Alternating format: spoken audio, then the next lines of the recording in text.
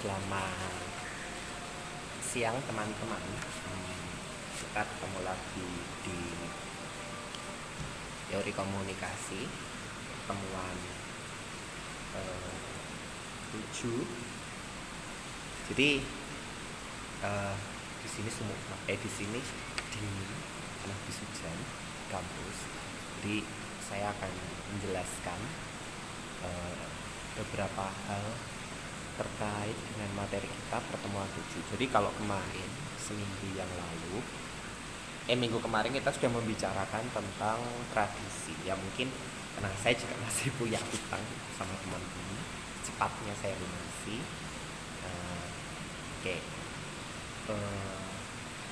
Untuk materi kita hari ini itu akan berhubungan, kita sudah akan masuk ke teori. Jadi kalau kemarin tradisi itu ada 7 tradisi, masing-masing tradisi itu terdiri atas beberapa teori. Dan kenapa kok ada beberapa teori? Karena teori-teori itu memiliki kesamaan dari aspek filsafatnya, kalau saya boleh katakan. Nah, sekarang kita akan mulai mengupas per teori dari masing-masing tingkatannya. Kalau kemarin dari masing-masing tradisinya, kalau ini berdasarkan tingkatannya. Kalau tingkatannya berarti macam-macam teman-teman. Ada yang pertama, ada intrapersonal, itu yang paling kecil, cakupan yang paling kecil. Lalu cakupan yang kedua ada interpersonal, itu cakupan yang kedua. Lalu cakupan ketiga ada kelompok, itu yang ketiga, lingkaran ketiga. Lalu lingkaran keempat dia ada massa, komunikasi massa. Dan yang kelima dia ada komunikasi antar budaya. Jadi itu yang kira-kira akan kita pelajari. Cuman kita akan membahas secara detail dari masing-masing tingkatan ini, dan kita akan kupas beberapa contoh teori yang ada di dalam masing-masing tingkatan. Nah, untuk pertemuan kali ini saya sudah ngeprint. Kita akan membahas tentang teori intrapersonal dan teori interpersonal komunikasi. Jadi ada teori interaksionisme simbolik dan teori pengkoordinasian makna. Nanti judulnya masih salah ya, saya minta maaf. Jadi yang pertama kita akan memahami tentang apa sih yang disebut sebagai teori intrapersonal. Jadi kalau teori intrapersonal itu teman-teman bisa dipahami sebagai upaya yang dilakukan oleh seorang individu dengan dirinya sendiri. Dalam konteks ini, individu menempatkan posisinya sebagai pengirim dan penerima pesan sekaligus, sehingga umpan balik dihasilkan melalui proses internal. Itu kuncinya. Jadi berbicara pada diri sendiri. Bagaimana cara kita untuk menjelaskan kemampuan dalam hal komunikasi intrapersonal. Yang pertama ada cermin diri, yaitu kita bercermin pada diri sendiri. Jadi kayak sebenarnya ini ada dua makna ya, konotatif sama denotatif. Kalau konotatif ya kamu bisa tanya pada diri sendiri. Kalau denotatif itu lebih ke teknis. Jadi kamu bertanya di depan cermin tentang refleksi dirimu. Itu cara yang pertama. Cara yang kedua adalah menjadi pribadi sosial, atau saat kita menggunakan orang lain sebagai kriteria untuk menilai konsep diri kita, maka hal ini terjadi saat kita berinteraksi. Dalam interaksi, reaksi orang lain merupakan informasi mengenai diri kita, dan kemudian kita menggunakan informasi tersebut untuk menyimpulkan, mengartikan, dan mengevaluasi diri. Jadi pribadi sosial itu lebih ke kalian seneng nggak tahu-tahu orang lain ngomong apa terus baper, kamu jadi overthinking. Proses komunikasi tersebut ketika kamu baper dan overthinking itu yang disebut sebagai pribadi sosial. Itu contoh gampangnya. Lalu yang ketiga ada perwujudan diri atau becoming self. Dalam perwujudan diri, becoming self merupakan konsep diri, perubahan konsep diri tidak terjadi secara mendadak atau drastis, melainkan tahap demi tahap. Walaupun hidup kita senantiasa mengalami perubahan, tetapi begitu konsep diri kita terbentuk, teori akan siapa kita akan menjadi lebih stabil dan sulit untuk diubah. Jadi yang terakhir itu lebih ke siapa dirimu sesungguhnya, ke arah sana sih kalau saya. Lalu apa elemen dari komunikasi intrapersonal? Yang pertama adalah bagaimana kamu melihat dirimu sendiri atau konsep diri. Dan yang kedua, kamu memiliki self esteem atau harga diri. Dan yang ketiga, multiple selves. Tiap individu tertentu memiliki karakteristik yang berbeda-beda, bahkan merupakan kombinasi dari beberapa karakter atau sifat. Inilah yang disebut sebagai multiple selves. Jadi orang itu pasti terdiri atas beberapa karakteristik. Jadi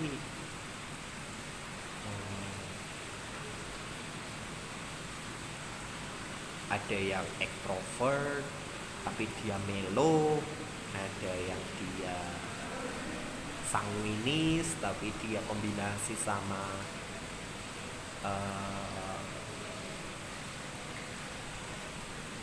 introvert gitu. Itu sangat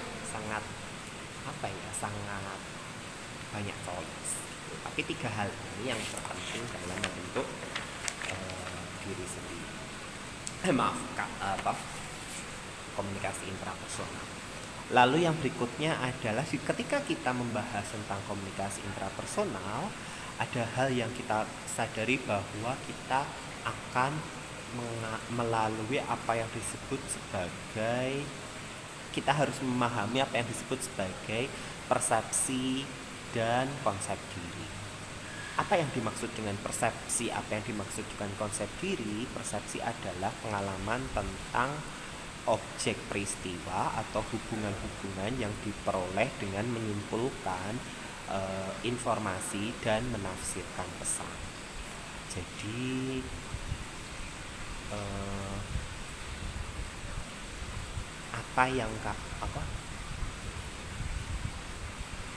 kamu mencari informasi lalu kamu pikirin terus tahu-tahu jadi overthinking, itu yang disebut sebagai persepsi. Lalu konsep diri adalah menentukan perilaku individu, di mana individu memandang atau tidak menilai dirinya sendiri di mana individu memandang atau menilai dirinya sendiri akan tampak jelas dari keseluruhan perilakunya.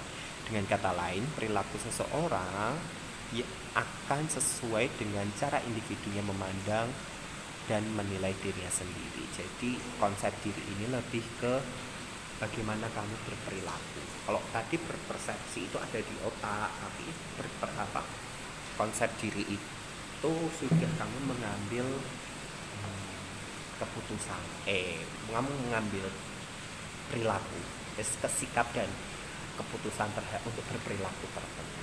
Nah, ketika kita membahas tentang konsep dan persepsi itu ada tahapan. Nah, tahapan dalam memproses informasi dalam komunikasi intrapersonal. Nah, itu ada 4 tahapan, teman-teman. Yang pertama adalah sensasi, persepsi, memori, dan berpikir. Kalau sensasi itu kayak pengalaman yang sesaat. Kayak misal kalau kamu pegang api ya pasti panas, itu sensasi pertama. Yang kedua, kamu megang es ya pasti itu dingin. Kamu megang knalpot ya pasti melonyot. Kenapa? Karena panas. Nah, sensasi itu langsung kamu rasakan segera karena ada rangsangan di dalamnya. Nah, lalu berikutnya adalah persepsi, di mana persepsi di sini dipahami sebagai pengalaman tentang objek, peristiwa, atau hubungan yang diperoleh dengan menyimpulkan informasi penafsiran. Kalau tadi kamu belum menyimpulkan, kalau tadi kamu baru merasakan rangsangannya, kalau sekarang kamu sudah menafsirkan. Misal, kamu sering nggak ketemu orang, pertama kamu cuek, terus bentar, tadi kayaknya aku kenal dia. Nah, ketika kamu memproses kamu kenal dia, itu sudah masuk ke persepsi dan bahkan sekaligus juga sudah masuk ke memori. Oke, otak itu dia akan bekerja.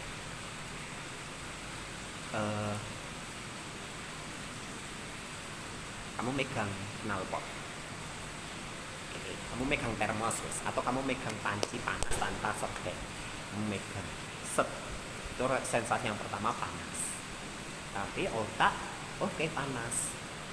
Ternyata berikutnya otakmu sudah menafsirkan, loh kok ada luka, melonyoh, kena api, panas, berarti ini sudah tahapan persepsi. Lalu berikutnya kamu sudah akan masuk ke saraf, ke yang tahapan yang disebut sebagai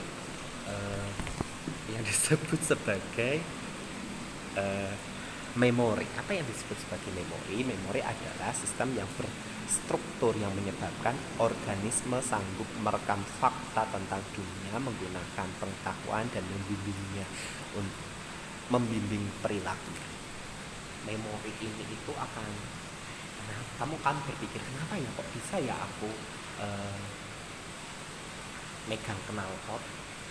Oh, tadi aku tidak sengaja parkir mepet tembok, jadi mau nggak mau secara nggak sengaja juga kakiku untuk knalpot. Otak membaca kronologi itu yang disebut sebagai memori. Nah, berikutnya yang harus yang terjadi adalah berpikir atau memanipulasi atau mengorganisasikan unsur-unsur lingkungan dengan menggunakan lambang-lambang sehingga tidak perlu melakukan kegiatan, tidak perlu langsung melakukan kegiatan yang sama. Ini misal kamu tadi sudah tahu, kamu sudah panas, sudah secara sensasi, secara persepsi, secara memori. Sekarang kamu bisa berpikir, kamu akan berpikir apa yang harus aku lakukan berikutnya. Oh, aku harus misal aku harus ke klinik atau aku harus nyari obat. Oh, ini harus diobati. Cara ngobatinya bagaimana? Dan nah, fase ini yang disebut sebagai berpikir. Ini adalah proses pengelolaan informasi dalam komunikasi intrapersonal. Nah, sekarang setelah kita memasuki komunikasi intrapersonal, kita akan masuk berikutnya yaitu ke teori komunikasi interpersonal. Saya tidak akan menjelaskan teori komunikasi yang berkaitan dengan intrapersonal karena ini sebenarnya akan lebih cocok kalau dibahas secara khusus di mata kuliah psikologi komunikasi ya, daripada di teori komunikasi itu sendiri begitu. Nah, makanya kita langsung masuk ke teori kelihatan ya, teori komunikasi interpersonal, atau dalam beberapa hal dia disebut sebagai teori komunikator. Teori interpersonal atau antarpersonal merupakan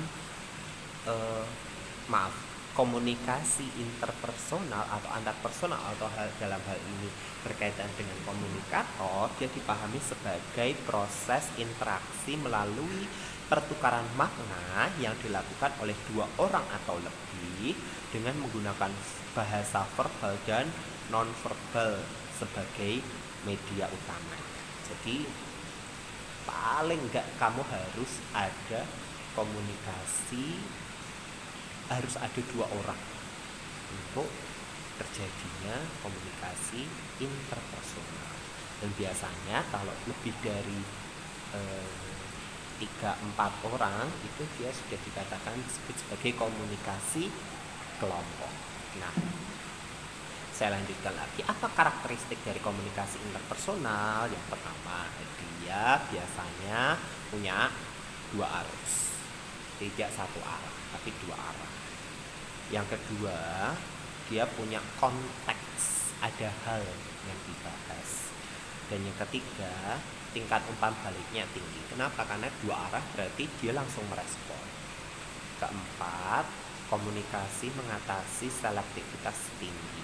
Komunikasi mengatasi selektivitas tinggi. Kamu akan berpikir dulu sebelum berkata. Berikutnya, kecepatan jangkauan terhadap khalayak relatif lambat. Karena ya kita tujuannya tidak untuk khalayak ya, kita tujuannya untuk orang-orang yang spesifik yang ada di depanku. Ini disebut sebagai komunikasi interpersonal. Dengan terakhir, efeknya yang terjadi dalam perubahan sikap itu akan langsung terlihat. Berikutnya,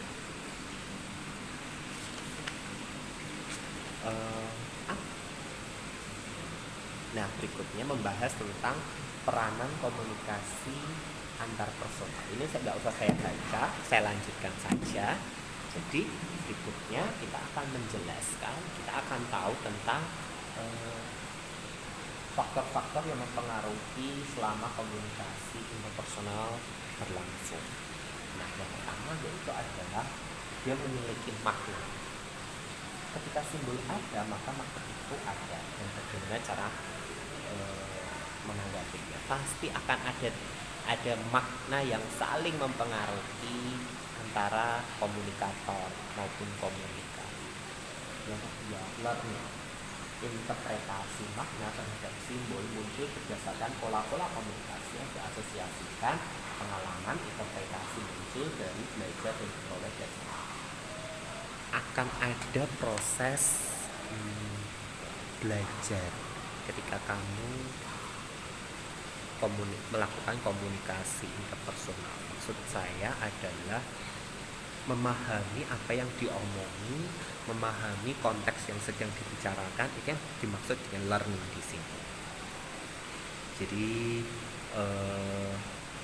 interpretasi itu akan penting sih makanya. Nah, hasil interpretasi tersebut maka dia akan memiliki maknanya sendiri-sendiri, pemaknaan sendiri-sendiri atau subjektivitas. Nah, subjektivitas ini juga sebenarnya sangat penting teman-teman. Jadi kamu tidak bisa memaksakan kehendak orang lain untuk orang lain memiliki makna yang sama seperti itu. Ketika kamu melakukan komunikasi interpersonal itu sangat tidak mungkin, kecuali kamu melakukan doktrinisasi, tapi kecil kemungkinan. Tapi kalau kamu mau melakukan komunikasi dengan cara yang baik, maka yang harus kamu lakukan adalah kamu memiliki subjektivitas dalam, kamu membiarkan terjadi subjektivitas. Walaupun yang terpenting dalam komunikasi ini adalah adanya mutual understanding, yaitu kesepakatan bersama, walaupun cara memaknainya berbeda atau memiliki subjektivitasnya sendiri-sendiri. Lalu berikutnya, sudah 19 menit, nanti kita sambung lagi ya.